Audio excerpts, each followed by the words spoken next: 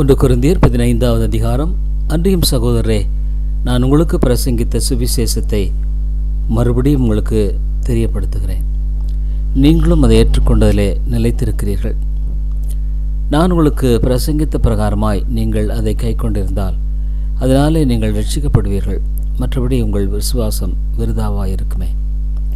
நான் அடைந்ததும் உங்களுக்கு பிரதானமாக ஒப்பித்ததும் என்னவென்றால், கிறிஸ்துவானவர் வேத வாக்கியங்களின்படி நமது பாவங்களுக்காக மரித்து அடக்கம் பண்ணப்பட்டு வேத வாக்கியங்களின்படி 3ஆம் நாளில் உயிர்த்தெழுந்து கேபாவுக்கும் பின்பு 12 தரிசனமானார்.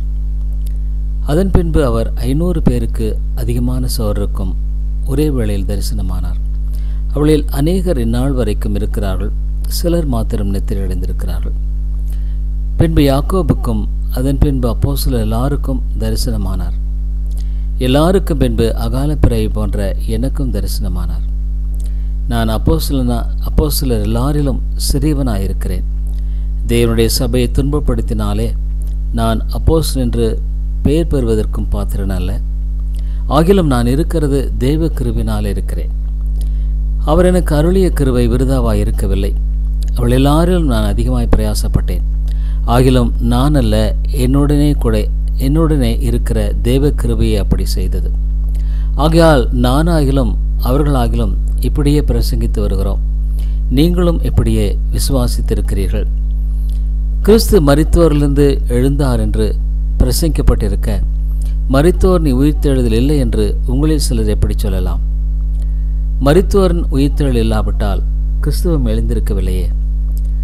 கிறிஸ்து எழுந்திருக்கவில்லை என்றால் எங்கள் பிரசங்கமும் விருதா, உங்கள் விசுவாசமும் விருதா. மரித்தோர் உயிர்த்தெழாவிட்டால் தேவன் எழுப்பாத கிறிஸ்துவை அவர் எழுப்பினார் என்று நாங்கள் தேவனை குறித்து சாட்சி சொன்னதினாலே தேவனுக்காக பொய் சாட்சி சொல்வர்களாகவும் காணப்படுவோமே. மரித்தோர் உயிர்த்தெழாவிட்டால் கிறிஸ்துவும் எழுந்திருக்கவில்லை. கிறிஸ்து எழுந்திராவிட்டால் உங்கள் விசுவாசம் வீணாயிருக்கும். நீங்கள் இன்னும் உங்கள் பாவங்களில் இருப்பீர்கள். கிறிஸ்துவுக்குள் நித்திரை அடைந்தவர்களும் கெட்டிருப்பார்களே. இமைக்காக மாத்திரம் நாம் கிறிஸ்துவின் மேல் நம்பிக்கையுள்ளவர்களாயிருந்தால் எல்லா மனுஷரை பார்க்கலும் பரிதவிக்கப்படுத்தவர்களாயிருப்போம். கிறிஸ்துவோ மரித்தோரிலிருந்து எழுந்து நித்திரை அடைந்தவர்களில் முதற் பலனானவர். மனுஷனால் மரணம் உண்டானபடியால் மனுஷனால் மரித்தோரின் உயிர்த்தெழுதல் உண்டாயிற்று. ஆதாமுக்குள் எல்லாரும் மரிக்கிறது போல கிறிஸ்துவுக்குள் எல்லாரும் உயிர்ப்பிக்கப்படுவார்கள். அவனவன் தன் வரிசையிலே உயிர்ப்பிக்கப்படுவான். முதற் பலனானவர் கிறிஸ்து. பின்பு அவர் வருகையில் அவருடையவர்கள் உயிர்ப்பிக்கப்படுவார்கள்.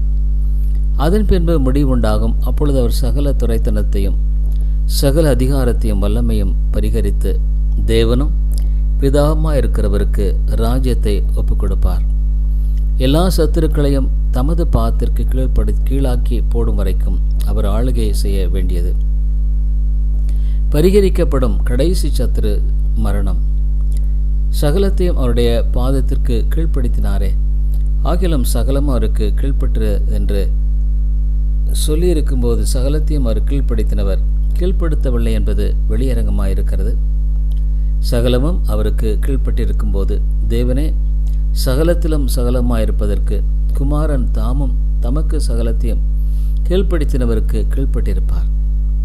மேலும் மரித்தோர் உயிர்த்தெழாவிட்டால் மரித்தவர்களுக்காக ஞானஸ்நானம் பெறுகிறவர்கள் என்ன செய்வார்கள்? மரித்தவர்களுக்காக ஏன் ஞானஸ்நானம் பெறுகிறார்கள்? நாங்களும் எந்நேரமும் நாச மோசத்திற்கு ஏதுவாயிருக்கிறோம். நான் அனுதினமும் சாகிறேன். அதை நம்முடைய கர்த்தராகிய கிறிஸ்து இயேசுவினால் உங்களை குறித்து நான் பாராட்டுகிற மேன்மையை கொண்டு சத்தியமாய் சொல்லுகிறேன். நான் எபேசுவிலே துஷ்ட மிருகங்களுடனே போராடினேன் என்று மனுஷர் வழக்கமாய் சொல்லுகிறேன். அப்படி போராடினதினாலே எனக்கு பிரயோஜனம் என்ன? மரித்தோர் உயிர்த்தெழாவிட்டால் புசிப்போம் குடிப்போம் நாளைக்கு சாவோம் என்று சொல்லலாமே. மோசம் போகாதிருங்கள். ஆகாத சம்பாசனைகள் நல்லொழுக்கங்களை கெடுக்கும். நீங்கள் பாவம் செய்யாமல் நீதி கேட்க விழித்து கொண்டு தெளிந்தவர்களாயிருங்கள். சிலர் தேவனை பற்றி அறிவில்லாதிருக்கிறார்களே. உங்களுக்கு வெட்கமுண்டாக இதை சொல்லுகிறேன். ஆகிலும் மரித்தோர் எப்படி எழுந்திருப்பார்கள்? எப்படிப்பட்ட சரீரத்தோடு வருவார்கள் என்று ஒருவன் சொல்வானாகில், புத்தியனே, நீ விதைக்கிற விதை செத்தால் ஒழிய உயிர்க்க மாட்டாதே. நீ விதைக்கிற போது நீ உண்டாகும் மேனியை விதையாமல் கோதுமை அல்லது மற்றொரு தானியத்தினுடைய வெறும் விதையை விதைக்கிறாய். அதற்கு தேவன் தமது சித்தத்தின்படியே மேனியை கொடுக்கிறார். விதை வகைகள் ஒவ்வொன்றிற்கும் அதற்கேற்க மேனியையே கொடுக்கிறார். எல்லா மாம்சமும் ஒரே விதமான மாம்சம் அல்ல. மனுஷருடைய மாம்சம் வேறே, மிருகங்களுடைய மாம்சம் வேறே, மச்சங்களுடைய மாம்சம் வேறே, பறவைகளுடைய மாம்சம் வேறே. வானத்துக்குரிய மேனிகளும் உண்டு, பூமிக்குரிய மேனிகளும் உண்டு. வானத்துக்குரிய மேனிகளுடைய மகிமையும் வேறே, பூமிக்குரிய மேனிகளுடைய மகிமையும் வேறே. சூரியனுடைய மகிமையும் வேறே, சந்திரனுடைய மகிமையும் வேறே, நட்சத்திரங்களுடைய மகிமையும் வேறே. மகிமையிலே நட்சத்திரத்துக்கு நட்சத்திரம் விசேஷித்திருக்கிறது. மரித்தோர் உயிர்த்தெழுதலும் அப்படியே இருக்கும். அழிவுள்ளதாய் விதைக்கப்படும், அழிவில்லாததாய் எழுந்திருக்கும். கனவீனமுள்ளதாய் விதைக்கப்படும், மகிமையுள்ளதாய் எழுந்திருக்கும். பலவீனமுள்ளதாய் விதைக்கப்படும், பலமுள்ளதாய் எழுந்திருக்கும். ஜென்ம சரீரம் விதைக்கப்படும், ஆவிக்குரிய சரீரம் எழுந்திருக்கும். ஜென்ம சரீரம் உண்டு, ஆவிக்குரிய சரீரம் உண்டு. அதுபடி முந்தின மனுஷனாகிய ஆதாம் ஜீவாத்மாவானான் என்று எழுதியிருக்கிறது. பிந்தின ஆதாம் உயிர்ப்பிக்கிற ஆவியானவர். ஆகிலும் ஆவிக்குரிய சரீரம் முந்தினதல்ல, ஜென்ம சரீரமே முந்தினது, ஆவிக்குரிய சரீரம் பிந்தினது. முந்தின மனுஷன் பூமியிலிருந்து உண்டான மண்ணானவன், இரண்டாம் மனுஷன் வானத்திலிருந்து வந்த கர்த்தர். மண்ணானவன் எப்படிப்பட்டவனோ மண்ணானவர்களும் அப்படிப்பட்டவர்களே. வானத்துக்குரியவர் எப்படிப்பட்டவரோ வானத்துக்குரியவர்களும் அப்படிப்பட்டவர்களே. மேலும் மண்ணானவனுடைய சாயலை நாம் அணிந்திருக்கிறது போல வானுடைய சாயலையும் அணிந்து கொள்ளுவோம். சகோதரே, நான் சொல்லுகிறது என்னவெனில், மாம்சமும் இரத்தமும் தேவனுடைய ராஜ்யத்தை சுதந்திரிக்க மாட்டாது. அழிவுள்ளது அழியாமையை சுதந்திரிப்பதில்லை. இதோ ஒரு ரகசியத்தை உங்களுக்கு அறிவிக்கிறேன். நாம் எல்லாரும் நித்திரை அடைவதில்லை. ஆகிலும் கடைசி காலம் துணிக்கும் போது ஒரு நிமிஷத்திலே, ஒரு இமைப்பொழுதிலே நாம் எல்லாரும் மறுரூபமாக்கப்படுவோம். எக்காலம் துணிக்கும், அப்பொழுது மரித்தோர் அழிவில்லாதவர்களாய் எழுந்திருப்பார்கள். நாமும் மறுரூபமாக்கப்படுவோம். அழிவுள்ளதாகிய இது அழியாமையும், சாவுக்கேதுவாகியது சாவாமையும் தரித்து கொள்ள வேண்டும். அழிவுள்ளதாகிய இது அழியாமையும், சாவுக்கேதுவாகியது சாவாமையும் தரித்து கொள்ளும்போது மரணம் ஜெயமாக விழுங்கப்பட்டது என்று எழுதியிருக்கிற வார்த்தை நிறைவேறும்.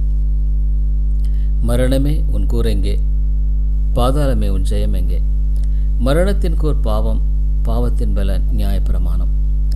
நம்முடைய கர்த்தராகிய இயேசு கிறிஸ்துவினாலே நமக்கு ஜெயம் கொடுக்கிற தேவனுக்கு ஸ்தோத்திரம். ஆகையால் எனக்கு பிரியமான சோரே, கர்த்தருக்குள் நீங்கள் படுகிற பிரயாசம் விருதாவா இராதென்று அறிந்து நீங்கள் உறுதிப்பட்டவர்களாயும் அசையாதவர்களாயும் கர்த்தருடைய கிரியையிலே எப்பொழுதும் பெருகுவர்களாயும் இருப்பீர்களாக. 1 கொரிந்தியர் 16வது அதிகாரம். பரிசுத்தவான்களுக்காக சேர்க்கப்படும் தர்ம பணத்தை குறித்து நான் கலாத்தியா நாட்டு சபைகளுக்கு பண்ணின திட்டத்தின்படியே நீங்களும் செய்யுங்கள். நான் வந்திருக்கும்போது பணம் சேர்க்கதில்லாதபடிக்கு உங்களில் அவனவன் வாரத்தின் முதல் நாள் தோறும் தன் வரவுக்கு தக்கதாக எதையாகிலும் தன்னிடத்திலே சேர்த்து வைக்க கடவன். நான் வரும்போது உங்கள் உபகாரத்தை எருசலேமுக்கு கொண்டு போகும்படிக்கு நீங்கள் தகுதியுள்ளவர்களாக குறிக்கிறவர்கள் எவர்களோ அவரிடத்தில் நிருபங்களை கொடுத்து அவர்களை அனுப்புவேன். நானும் போகத்தக்கதானால் அவர்கள் என்னுடனே கூட வரலாம். நான் மகதனியா நாட்டின் வழியாய் போகிறபடியால் மகதனியா நாட்டை கடந்த பின்பு உங்களிடத்திற்கு வருவேன். நான் எங்கே போனாலும் நீங்கள் என்னை வழிவிட்டு அனுப்பும்படிக்கு நான் உங்களிடத்தில் சில காலம் தங்க வேண்டியதாயிருக்கும். ஒருவேளை மழை காலம் முடியும் வரைக்கும் இருப்பேன். இப்பொழுது வெளிப்பிரயாணத்திலே உங்களை கண்டுகொள்ள மாட்டேன். கர்த்தர் உத்தரவு கொடுத்தால் உங்களிடத்தில் வந்து சில காலம் தங்கியிருக்கலாம் என்று நம்புகிறேன். ஆகிலும் பெந்தகோஸ்தே பண்டிகை வரைக்கும் எபேசு பட்டணத்தில் இருப்பேன். ஏனெனில் இங்கே பெரிதும் அனுகூலமான கதவு எனக்கு திறக்கப்பட்டிருக்கிறது. விரோதம் செய்கிறவர்களும் அநேகர் இருக்கிறார்கள். தீமோத்தேயே, உங்களிடத்திற்கு வந்தேன் ஆணையாகில் அவன் உங்களிடத்தில் பயமில்லாமல் இருக்க பாருங்கள். என்னைப் போல அவனும் கர்த்தருடைய கிரியை நடப்பிக்கிறானே. ஆனபடியினால் ஒருவனும் அவனை அற்பமா எண்ணாதிருப்பானாக. சகோதரோடே கூட அவன் வருகிறதற்கு நான் காத்திருக்கிறபடியால் என்னிடத்தில் வரும்படிக்கு அவனை சமாதானத்தோடே வழிவிட்டு அனுப்புங்கள். சகோதரனாகிய அப்பல்லோவை குறித்தவனில் சௌரோடே கூட உங்களிடத்தில் வரும்படிக்கு அவனை மிகவும் வேண்டிக் கொண்டேன். ஆகிலும் இப்பொழுது வர அவனுக்கு மனதில்லை. அவனுக்கு நற்சமயம் உண்டாயிருக்கும் போது வருவான். விழித்திருங்கள், விசுவாசத்தில் நிலைத்திருங்கள், புருஷராயிருங்கள், திடன் கொள்ளுங்கள். உங்கள் காரியங்கள் எல்லாம் அன்போடு செய்யப்பட கடவுது. சகோதரரே, ஸ்தேவானுடைய வீட்டில் அகாய நாட்டிலே முதற் பலனானவர்கள் என்றும் பரிசுத்தவான்களுக்கு ஊழியம் செய்யும்படிக்கு தங்களை ஒப்புவித்திருக்கிறார்கள் என்றும் அறிந்திருக்கிறீர்களே. இப்படிப்பட்டவர்களுக்கும் உடன் வேலையாட்களாய் பிரயாசப்படுகிற மற்ற யாவருக்கும் நீங்கள் கீழ்ப்படிந்திருக்க வேண்டும் என்று உங்களுக்கு புத்தி சொல்லுகிறேன். ஸ்தேவான், பொர்த்துனாத்து, அகாயிக்கு என்பவர்கள் வந்ததற்காக சந்தோஷமாயிருக்கிறேன். நீங்கள் எனக்கு செய்ய வேண்டியதாயிருந்ததை அவர்கள் செய்திருக்கிறார்கள். அவர்கள் என் ஆவிக்கும் உங்கள் ஆவிக்கும் மாறுதல் செய்தார்கள். இப்படிப்பட்டவர்களை அங்கீகாரம் பண்ணுங்கள். ஆசியா நாட்டிலுள்ள சபையார் உங்களை வாழ்த்துகிறார்கள். ஆக்கில்லாவும் பிரிஸ்கில்லாலும் தங்கள் வீட்டிலே கூடுகிற சபையோடு கூட கர்த்தருக்குள் உங்களை மிகவும் வாழ்த்துகிறார்கள். சகோதரர் எல்லாரும் உங்களை வாழ்த்துகிறார்கள். உங்களை ஒருவரை ஒருவர் பரிசுத்த முத்தத்தோடு வாழ்த்துங்கள். பவுலாகிய நான் என் கையெழுத்தாலே உங்களை வாழ்த்துகிறேன். ஒருவன் கர்த்தராகிய இயேசுவினிடத்திலே அன்பு கூறாமற் போனால் அவன் சபிக்கப்பட்டவனாயிருக்க கடவன். கர்த்தர் வருகிறார். கர்த்தராகிய இயேசு கிறிஸ்துவனுடைய கிருபை உங்களுடனே கூட இருப்பதாக. கிறிஸ்து இயேசுவுக்குள்ளான என்னுடைய அன்பு உங்கள் எல்லாரோடு கூட இருப்பதாக. ஆமென்.